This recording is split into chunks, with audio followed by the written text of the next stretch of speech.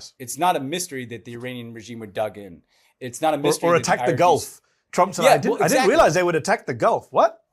Anybody's looked at this. Joe Rogan. Joe Rogan said this week, I was surprised they attacked the Gulf.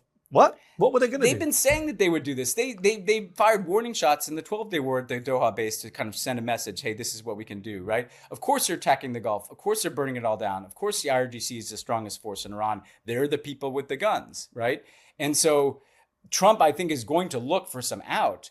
The problem with that, Mehdi, is Israel gets a vote and the Iranians get a vote. I don't think Israel wants to stop this anytime soon because Israel wants violence and chaos in Iran.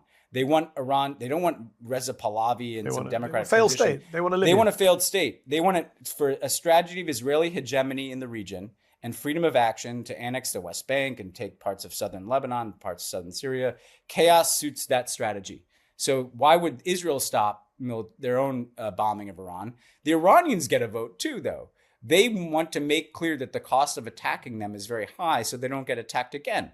So why would they stop firing drones at our bases in the Gulf? Why would they not massacre their own people if they rise up, like Trump said? So I think the problem in the White House is you have a very small number of people. They've cut the NSC size down to a few dozen people, Mehdi, who basically don't do anything because Jared Kushner and Steve Witkoff do everything, and Marco Rubio. But you have this small group of people who are like, we've got a big problem here. Let's just try to hit the stop button. But the problem is when you start wars, you can't decide when they end and on what terms